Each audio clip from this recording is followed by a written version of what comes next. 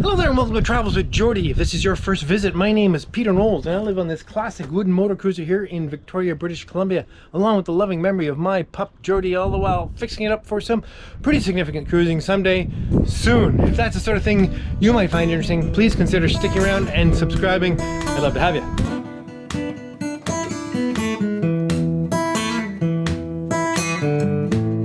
Well, as some of you may know, it is now exactly 1 week until I haul out, and there is lots to get done. A couple of projects here, a couple of projects there. Some stuff is sort of interesting, some stuff definitely isn't interesting, but we're going to build a steam box. All right, well, this isn't very exciting, but I'm tired of sticking screwdrivers in the joints to lift the panels in the wheelhouse sole. So I bought some very cheap, nasty, artificial brass lift rings, and they'll do just fine. I actually have some nice rectangular ones, but I don't really feel like chisel work today. So what I've done, I've got the appropriate Fosner bit to cut the outside hole, and then a smaller one to cut a little dimple for the remaining part of it, in an effort to get this done quickly. Because what I really need to do is start working under here and getting ready to put the tanks in, but I just don't want to have to put the screwdriver under this piece of plywood one more time. Okay, so first off is where? Okay. Okay, so I'll confirm depth by putting it in upside down. It's actually not quite big enough. Oh, that's going to annoy me. That's going to annoy me a lot. 2.01. You wouldn't think I was having trouble. 1.96. We can blame this. I have to do a little chisel work for the hinge here. No big problem there. Oh, wait. Aha.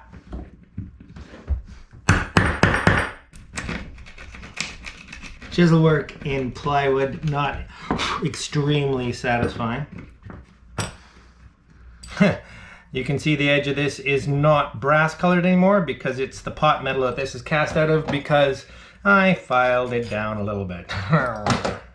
And one last step to reduce the likelihood of any moisture damage in there, because the kitchen sink is right here. A little dollop of my favorite oil. Yes, sirree. Which I don't mind getting all over the place here because it'll just make everything nicer. Right.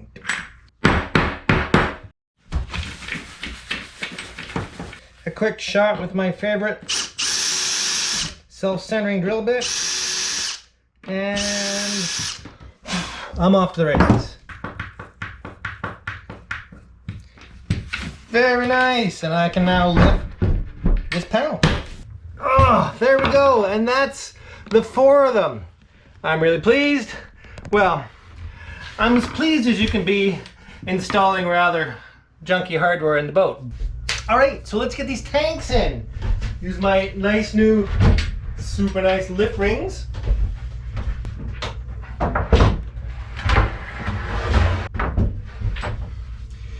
You can see I had a brief stab at putting some very thin, very compressible bits of weather stripping in here, but it instantly turned into a 1/64 of an inch thick, and the effect was insignificant. But I have some much thicker stuff that I'm going to try to see if I can reduce this rattling a little bit, because I must say, at certain RPMs, this plywood does give a little rattle.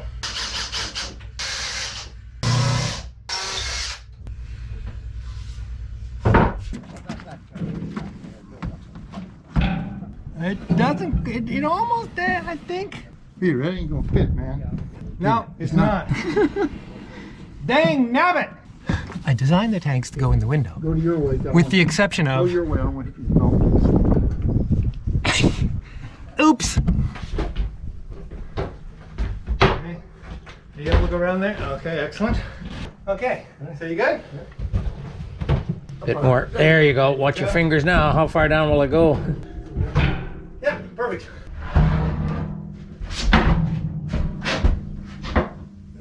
How you doing? You got enough room for your fingers? Yep. And it's on. It's just so easy.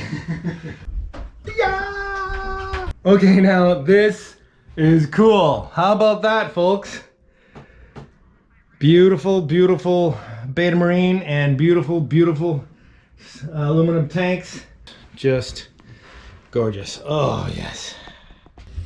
All right then, well, the much anticipated, at least for me, steam box. Those of you who know, I'm hauling out 1 week from today.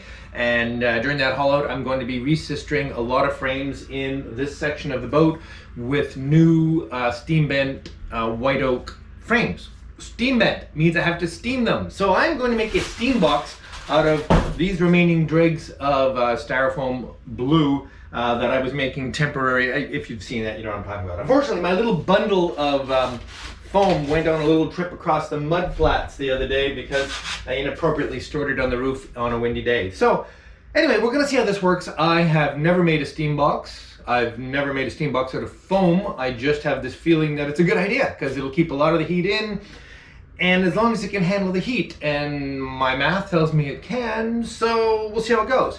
Here are a couple of loose cannons on that though. I'm gonna glue it with foam adhesive, Lepage's PL300, which I've used in construction. It glues foam together quite nicely, but I don't know if it's then temperature sensitive afterwards. In other words, will it soften when it melts? And once I've glued it all up, I need to give it some strength while it's drying, and I'm going to do that with everyone's favorite red sheathing tape, which also may not be able to stay stuck on very well once it gets really hot. The thing about the tape though is it's on the outside, and the insulation should keep the temperature much, much lower on the outside. There's a few more tricks, but let's just get going. As usual, I'm making this up as I go along.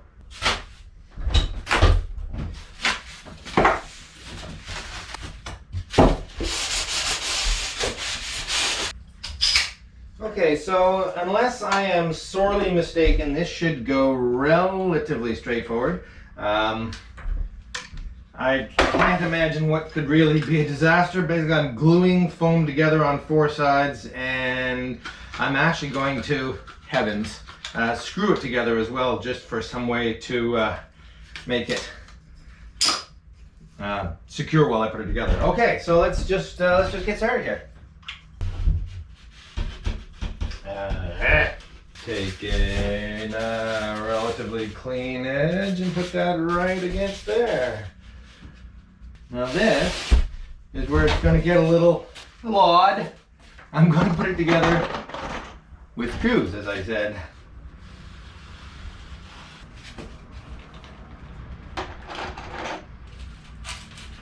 All right. Now this is not a very big steam box. My intention is to only steam 1 frame at a time. And I think that will work quite well. That piece is going to go right there, so this needs to get glue on there as well. Okay. Go right like...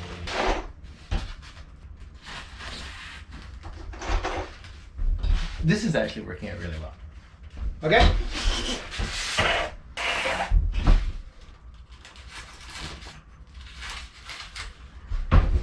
Okay. Now, just gotta tighten it up so that that glue is well spread out. If you're familiar with red sheathing tape, it is nasty stuff to work with. It's incredibly strong, it's incredibly sticky, and it's incredibly difficult to cut. And it does that. And when I say it's incredibly difficult to cut, it's incredibly difficult to tear with your bare hands. It's very easy to cut. And in construction, we chronically tear it off in our teeth. I'm going to take a 5-minute break. Okay, let's try that again. So, a little cool down period. So I'm just going to start that on there, work against my hip, and get each wrap tight. Close that up. Excellent.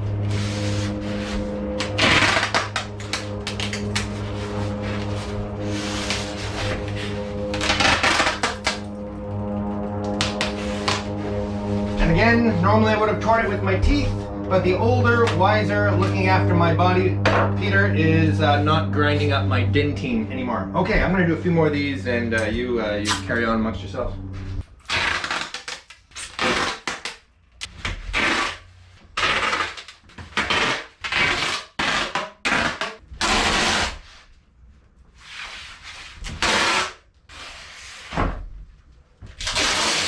Well, then you say, Peter, that is not a very big steam box. And it's true, but as I said, I'm only going to be steaming one at a time, and here is a simulated frame, so that should fit in there just fine.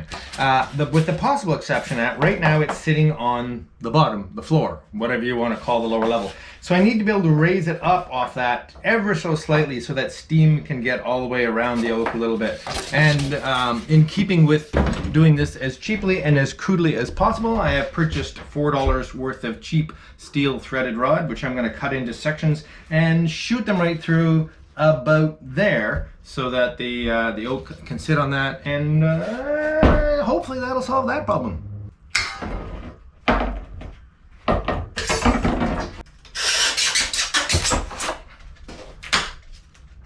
Easy peasy.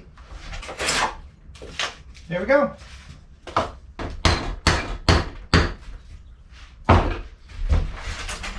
One.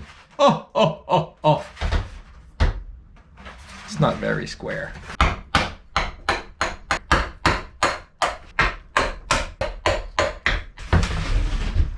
Oh, that's pretty good.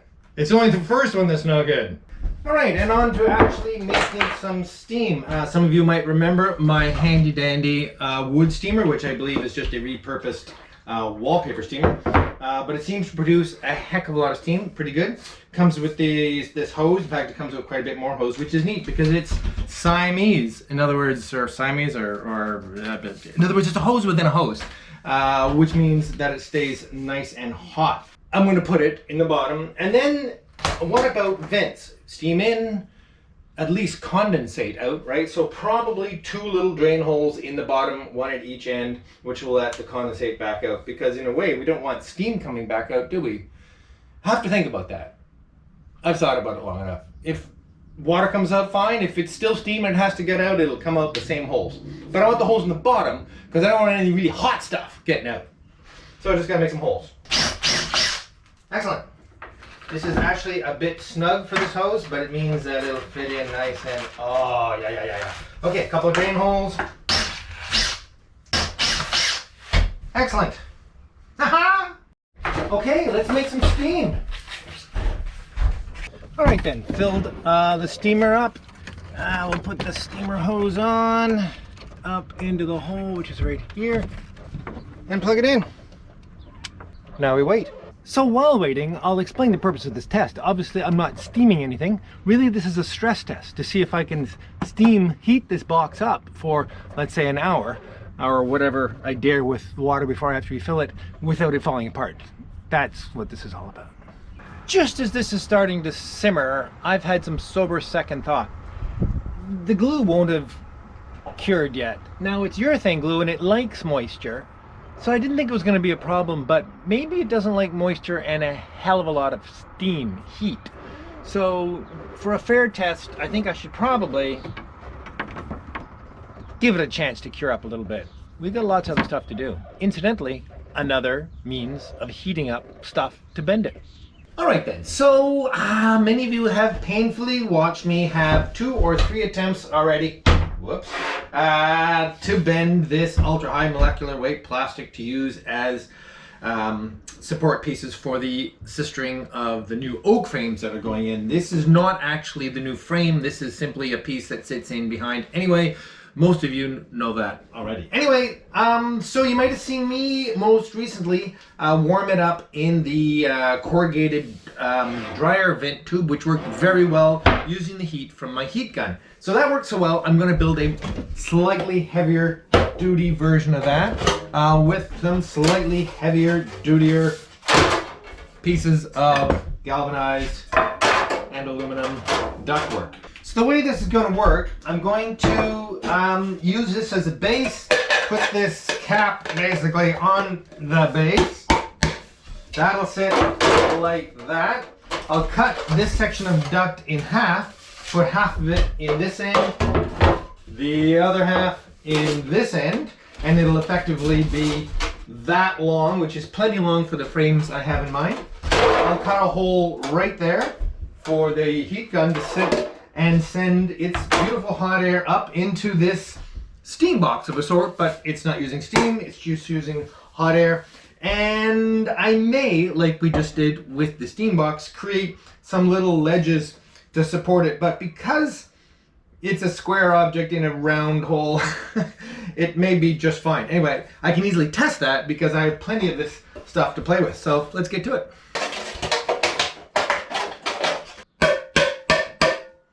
Excellent. And I'm going to put a few little sheet metal screws in just to make it extra tough.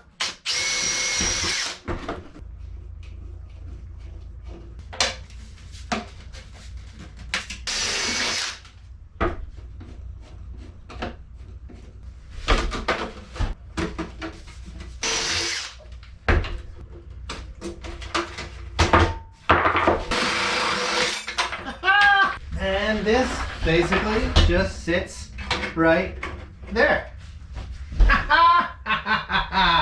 Now, maybe I'll make a couple of extra feet.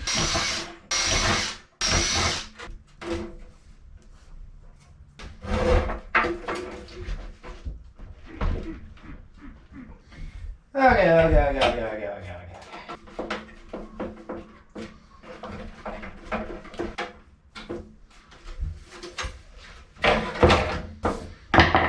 There we go, slightly more responsible, a little more structure. Oh, it's actually, you know, of course it's incredibly sketchy, but at least it's robust and it'll do the trick. Should we melt some plastic?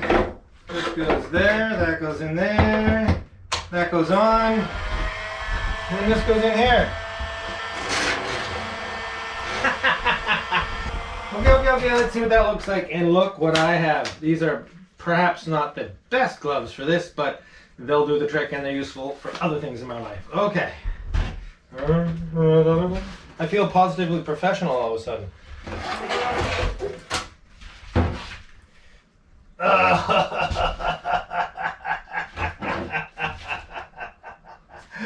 Rubber wood. I love it. Let me just straighten that out again. That is an absolute noodle. Okay. One more thing done, 754 to go.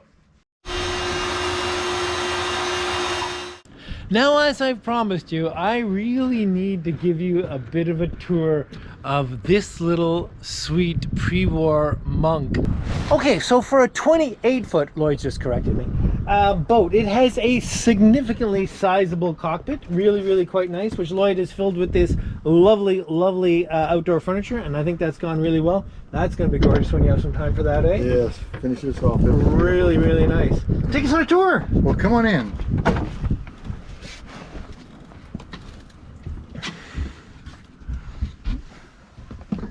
Everything we're here you see is set up for a very comfortable living. It's got a nice little settee here. Yeah. Folds down into a bed. Right. I have some friends who love it because the checkerboard. The checkerboard is just the thing, exactly. And set was already here. Right. It's double bunks. Fold down into a sofa. Right now I've got some storage up here because we're going to be putting storage down below. Right. Later. Lovely cabinets here. Drawers for all the wardrobe. Yeah. Love it. This here is actually a hanging locker for my jackets. Just there's some storage over here behind, which could be for thing. And then you have this lovely little galley. Little galley right here. Cute little galley right here. And they have little. And that window does open. Open here. Very nice. Very nice. Very nice. Got the coffee stand, the tea stand. Everything you need. Everything you need right here. Exactly. Now this is actually pretty typical for monk. I mean, almost every monk I've ever been aboard in the aft cabin gets a bit of a dinette and a bit of a settee and then a combination of other things. So it's definitely in keeping with what he had going. This I love. Big arch.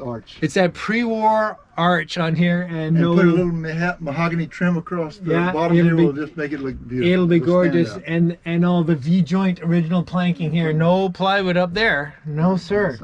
All right, can we go forward? We can. Come on.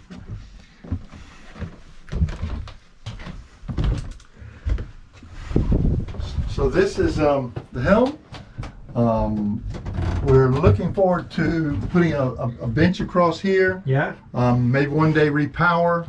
This probably next year repower this. What's in it now? It's a 6-cylinder GM gasoline engine, 75 horsepower. Right. Way more than it needs. We just had it checked this morning by Gartside Marine engineer, and he said it was in great condition. But we're probably gonna put a 38 Beta Marine in there. Yeah. I'll put a little bench across here. I love these. The doors don't slide like most monks do. They actually swing open and latch right there. But everything's so accessible. You can literally reach down to the dock. You can reach the line so easily. A center helm, which we may actually do like you did on yours and move it to starboard one day. Yeah, exactly. But interesting to see a center helm in here, but I mean, it works out pretty well. Excellent. Show us the coolest feature. I love these opening windows. They both open. Yeah, open that up. And the breeze comes through just like it's just float. I mean, with the back door open, it just goes straight through. Absolutely love that. And folks, how about this, eh? Serious, no fooling around. It's almost as if it was made by Land Rover. No, it's just good. I mean, and every time you find an old boat, it's always got these little details that, you know, every boat has slightly different details, and that's the thing I love about these things. Just absolutely the other thing lovely is it's 360 degrees of window view. Yeah, exactly. You've got windows behind you, you've got windows, it's 360 degree view all the way around. That's the classic monk tri-cabin, and I mean, even in 1938 he already had this under control. No, this is really good, and it's true. Lloyd has just alluded to some changes that might happen here, and well, we're thinking about some pretty silly stuff, but we'll get into that in time. We'll get into that time. Yeah, every time it'll change. Definitely. These monks are a fantastic playground for the creative mind because they're so beautiful and they're just so pleasant to be in. So what's forward here? Pretty tiny, isn't it? This is this lovely little area. Yeah. That is basically going to be my office. Let me open this up here so you get a little more light. And this is, we're just mocking up an office here. Printer over there, computer here, power stuff down here. We're going to put a ceiling in here. Right. Lap board ceiling in here. Yeah. But look at the size of this. Pretty serious. Pretty neat that the registration is carved right in a stringer rather than in a main beam like that. That's nice. Yeah. Really, really nice. And there's that massive Samson post coming right through to the stem, eh? All the way down. Yeah. All the way down to the floor. Yeah. Let's keep that a key point of this space, eh? Yes, it's going to be pretty. Lovely. Lovely. So this is just a mock-up, just something to live with. I want to try to live with it for a while to see how I like it. Yeah. We'll find something to make this thing work. Well, wow, Lloyd, I am actually amazingly envious of this tiny little boat. But it's because everything about it is just so handmade. It's handmade. That's the word I have to come to, and it definitely is that. So Lloyd's going to join us on some cruises this summer, right? Yes. Exactly. Desolation South. I think this is going to be a really great part of the Pacific Northwest monk cruising fleet.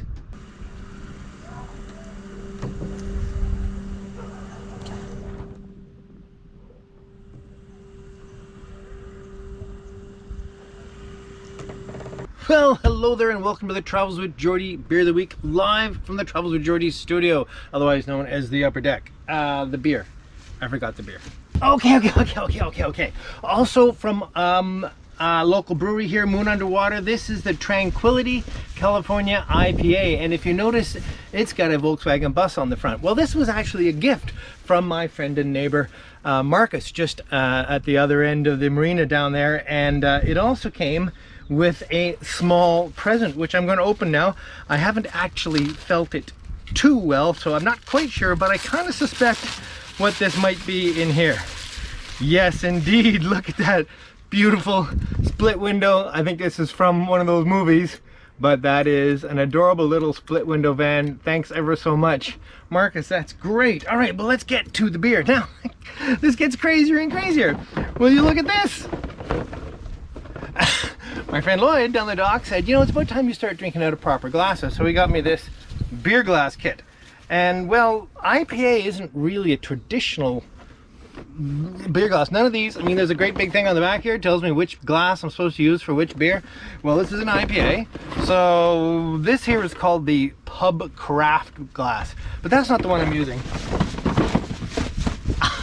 I just love these glasses. So this is where we're going. Okay, let's get this open and poured and get some congratulations and toasts going on. Oh, we're getting so close. We're 1 week away now from haul out, and in fact, next time you see me, the boat will be up on stands in the yard. I can't even believe that that's going to be so soon, but there you go, lots to do. This is going to be a sizable, it's taking most of the bottle. Well, it's taking, if I'd poured it well, it would have taken every drop, but that makes a very pretty glass of beer, does it not, ladies and gentlemen? Oh my God. I love it. Cheers. Thanks, Marcus.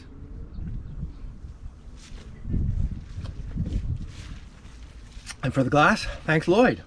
And it's yummy. Everything is going just so well. Okay, let's get on to some of the business at hand. Last week's winner of the Travels with Geordie t-shirt is Jared Hobbs. So Jared, get a hold of me and we'll make sure you get your Travels with Geordie t-shirt. And we have a new patron came along this week. Thanks so much to Ian Brown. Cheers, Ian. So thanks so much for coming aboard. Okay. From the Amazon wish list came some LED ceiling lights. Absolutely gorgeous. These are going to be fantastic in the main cabin and the aft cabin. They're very nice, discreet little, and they're bright and warm. I've already tried one to see what they look like. I love them. I'm really excited about that, but as seems to be the case these days, they came without any indication of who sent them. So if you sent me the LED ceiling lights, please let me know and I'll be able to thank you properly. In the meantime, cheers wherever you are. And also, off the Amazon wish list, that's really darn good beer, is one of these solid state bilge pump switches from Johnson Pump. I love these things. I've installed a couple now and they're robust and they work really well. It seems that modern float type switches just don't seem, now they don't have mercury in them anymore, they just don't seem to last. So I have very high hopes for these, so thank you ever so much. And again, came without any indication of sent it, so if you sent me the Johnson pump switch, please let me know and I'll thank you properly. In the meantime, cheers. I love this glass. Absolutely amazing. Okay, well, that about sums it up. You just need a word of the week, and I didn't think of one yet. In fact, I neglected to put it on my pad.